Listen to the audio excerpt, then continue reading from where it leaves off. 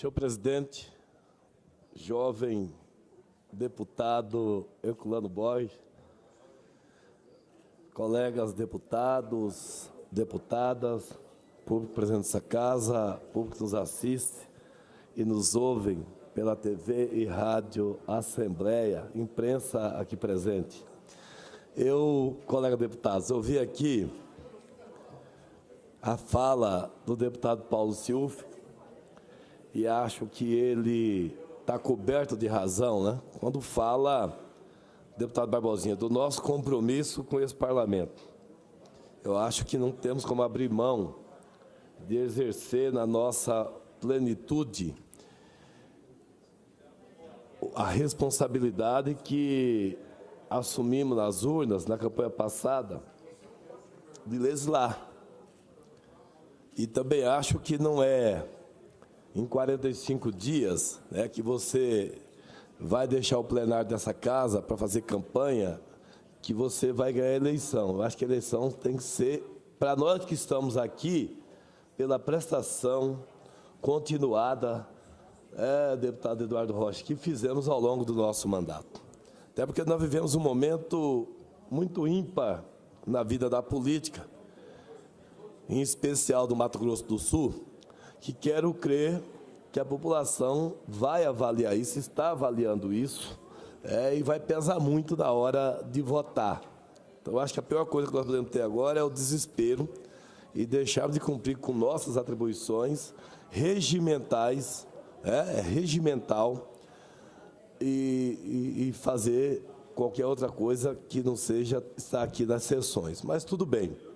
Eu também vi a fala do deputado Paulo Silva, deputado Barbosinha, e ele foi muito bem numa parte. Quando chegou na parte do tema, eu percebi que ele não explicou direito. De fato, deputado Paulo Silva, a minha avaliação é que o presidente Temer não queria governar o Brasil, quando ele resolveu, na condição de vice, assumir o poder através do impeachment, mal explicado até hoje. O impeachment da presidente Dilma está mal explicado até hoje. Primeiro que pedaladas, eu não sei de onde criaram isso, pedaladas, na legislação para caçar a Dilma. Depois, caçam a mulher e não caçam os direitos políticos. Quer dizer, é algo mal explicado.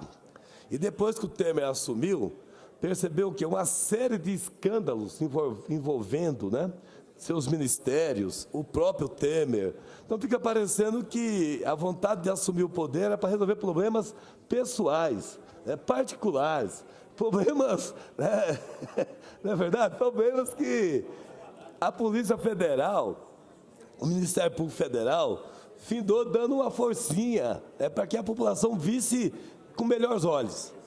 O que eu acho, deputado Paulo Silva, é que a população embarcou muito fácil na onda fora Dilma.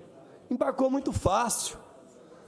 Nós vimos aí ruas lotadas, Rede Globo com plantão a cada meia hora, chamando para ir para o Rio de Janeiro, para Belo Horizonte, para a capital de São Paulo, enfim, para o país inteiro. E assim, parecia que seria a solução, deputado Barbosinha, a saída, tirar a Dilma. E o que aconteceu? Piorou.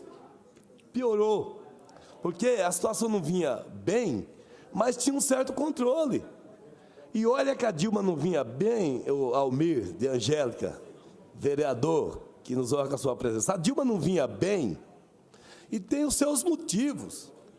Imagine você, prefeito, ou governador, ou presidente, governar sem um apoio, governar com um parlamento que só te persegue, governar com um parlamento que sequer quer aprovar o orçamento para você poder governar, que é sagrado os orçamentos. Os orçamentos são sagrados para que o executivo governe. E eu não estou dizendo aqui que não se faça oposição, deputado Barbosinha, mas cadê a coerência? Cadê a coerência? Quem viu aquela Câmara votando pelo impeachment da Dilma e viu a mesma Câmara depois, diante dos fatos, votando para que o Temer continuasse, para que não abrisse a comissão processando para afastar o Temer, é uma vergonha. É uma vergonha. A mesma Câmara, os mesmos deputados, diante das pedaladas, foram lá para usar a tribuna para declarar o voto de afastamento da Dilma da forma mais eloquente. E os mesmos, quando chegou a hora de afastar o Temer, com problemas que eu considero muito mais graves do que o de afastamento da Dilma, simplesmente se calaram. Então é isso, deputado Barbosinha, que nós não podemos permitir nessa política nossa, nessa política do nosso país. Essa falta de coerência, essa falta de vergonha. Isso é uma falta de vergonha. E olha o resultado, vou permitir uma parte para você. Olha o resultado hoje. A população começa aos poucos a enxergar o que houve. Estamos indo para uma disputa em que vários candidatos a presidente da República não pontuam para agradar o eleitor para presidir a nação, não pontuam. O ex-presidente Lula preso, uma prisão que pare a dúvida também. Ora, como que não pare a dúvida? Se numa decisão monocrata, em menos de 2 anos, o juiz Sérgio Moro ouviu, condenou e prendeu. O TRF4, 3, unânime pela condenação. Aí vamos para o Supremo, que é a Suprema Corte, 6-5. Espera aí, se 6-5 não tiver a presunção da dúvida, onde que tem? 6-5. Se fosse 6 a favor do Lula, estaria solto. E a população está assistindo isso, está acompanhando isso. Por que será que não deixou o Lula ser ministro da Dilma naquele momento, daquela grande crise pela cassação da Dilma, afastamento da Dilma? Por que será, hein? Será por que não deixou o Lula? Falta de competência dele? Não é. Porque os 8 anos de governo do Lula foi um show de administração para esse país. Um show. Então, poderia o povo brasileiro votar no Meirelles para governar o Brasil. Não tem nem 2%. Nem 2%. Uma coisa, deputado Eduardo, é ser técnico. Outra coisa é ser político. É ser merecedor do voto. O voto é uma magia, vereador Almir. É uma magia o voto. E quem serve para tirar o voto e governar são poucos. São poucos. Pegue o mesmo município, entregue para um. Pegue o mesmo, entregue para outro, você vai ver a diferença. São poucos. Vossa Excelência me concede uma parte? Vou permitir, depois eu concluo aqui, senhor deputado Barbosinha. Colega deputado Barbosinha. Deputado Cabalmi, eu sempre gosto de ouvir o discurso de Vossa Excelência e o desenvolvimento do raciocínio. E eu quero dizer a Vossa Excelência que PMDB, hoje é MDB, e a oposição dimensionou mal. Porque, na verdade, o que nós estamos assistindo hoje é, às vezes, população de memória muito curta. Porque passa-se a impressão de que nós vivíamos num país maravilhoso, extraordinário, com um aumento de emprego, com o povo se enriquecendo, com a saúde funcionando adequadamente, com as estradas maravilhosas, com a economia crescendo, e, a partir do momento da entrada do presidente Temer, todas essas conquistas se acabaram. E, na verdade, o que nós estamos vivendo hoje é o estrago. Não foi o estrago da presidente Dilma, não. A presidente Dilma herdou um estrago que ela não podia abrir a boca para contar, para falar. Na verdade, a presidente Dilma administrou o caos deixado pelo populismo. Porque, na verdade, quando o mundo crescia e se desenvolvia, quando nós poderíamos ter criado políticas sólidas, e políticas sólidas passa por uma boa educação, pela ascensão. Eu vejo a única forma de ascensão do pobre é pela educação. A cesta básica, o Vale Renda, isso são programas que ajudam a sustentar um momento grave de emergência ou de urgência, mas ele não tem permanência. A permanência se dá por investimento expressivo na educação. Um filho de um pobre que consegue se formar, ele resgata a si e resgata toda a família. Nós não investimos em obras estruturantes. O Brasil não investiu. Quando nós andamos e não temos rodovia, quando nós não temos portos, quando nós não temos aeroportos, quando nós percebemos a fragilidade da economia, eu vejo que a oposição dimensionou mal. Porque se nós tivéssemos deixado a presidente Dilma, seria o sepultamento definitivo do partido de Vossa Excelência. Eu já concluo minha parte. Seria o sepultamento definitivo do partido de Vossa Excelência. Hoje transferiu.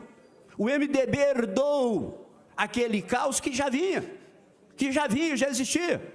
E lembrando que o presidente Temer é o vice 2 vezes. Foi vice na primeira eleição da presidente Dilma e vice na segunda. O Temer, para mim, é a continuidade do trabalho desenvolvido do governo. Eu não vejo ele como divorciado disso, não. Era o vice. O vice foi escolhido por quem? Quem escolhe vice? Então, essa situação que nós estamos vivendo no Brasil, ela não surgiu a partir do momento que o Temer entrou. Na verdade, ela se acentuou. Porque da mesma forma que a presidente Dilma era uma presidente sem apoio popular, o Temer continuou sem tê-lo. Porque as circunstâncias construíram isso. E sem apoio não se administra, Vossa Excelência disse bem. Nesse ponto nós concordamos. Se não tem apoio, nisso o presidente Lula tem de sobra. Carisma, liderança, mas faltou a ele aquilo que é básico do político: ética, moral, respeito à popularidade que ele tinha, respeito ao país, legado que ele deveria deixar para as próximas gerações. Infelizmente, não deixou. E eu penso que a presidente Dilma foi muito mais vítima das circunstâncias. Por quê? Ela administrou uma herança que recebeu. Enquanto o mundo crescia, aqui se conseguia fazer popularidade. A partir do momento que o mundo desceu, como nós investimos em coisas estruturantes, despencou, e o reflexo de hoje não é diferente daquilo que estava para trás, só acentuou. Deputado Barbosinha, o único erro do nosso partido, foi sufocar a elite brasileira e querer governar 24 anos. 8 com Lula, 8 com Dilma, volta a Lula, mais 8, 24 anos, deputado Barbosinha. O único erro nosso foi esse. Foi sufocar a elite. Aqueles que sempre mandaram nesse país, que sempre fizeram a política dos coronéis. Esse foi o único erro. Deputado Barbosinha, a fala de Vossa Excelência vai contra o que a população está pensando. A população está pensando diferente da fala de Vossa Excelência. Quando Vossa Excelência fala de educação, quem nesse país que fez FIES, ProUni, Ciência Sem Fronteira, quem que nesse país que formou filho do pobre em faculdade particular? Quem? Se não foi nós, mostra. Mostra os programas do Temer, depois que ela assumiu, não tem. Ou melhor, nós temos candidato a presidente da República, eles não têm proposta para o povo brasileiro. Não tem proposta. Eu não sei como consegue fazer campanha e querer governar uma nação se você não tem propostas. Nós, pelo menos, ousamos fazer proposta. Ousamos. Ontem eu ouvi o Fernando Haddad já falando do Mais Médico. É proposta. Alguém pode não gostar ou não, mas é proposta. Os candidatos não têm proposta para governar o Brasil, infelizmente. Deputado Barbosinha, se fosse o contrário, depois de tudo que aconteceu, do massacre da mídia desse país em cima do nosso projeto plano de governo, das nossas ações, do massacre da mídia, Folha de São Paulo, Isto É, Estadão, Veja, do massacre judicial. Se fosse o contrário, o PT estaria nas aceitações hoje para governar o país com o candidato Fernando Haddad com 2%. Se fosse o contrário, estaria com 2%. Será por quê, hein? Que o Haddad mal começou e já está indo para o segundo turno? Porque nós temos proposta, nós ousamos. E quem tem proposta, deputado Barbosinha, e quem ousa, erra. Lógico que erra. Erra tentando acertar, que é muito melhor do que sequer propor. É nesse sentido que eu estou falando aqui. Porque não dá hoje para separar as mazelas, os erros do PT dos demais. E não estou dizendo que ninguém tem que errar, não. Eu acho que a obrigação nossa é fazer o correto, o certo. Mas não dá para separar. E aí você vê a mão da justiça pendendo sempre para um lado. Sempre para um lado. Olha o que fizeram com o Delcídio. Tiraram-lhe o mandato de senador da República. Prenderam. Mandaram para casa. E agora diz que é inocente.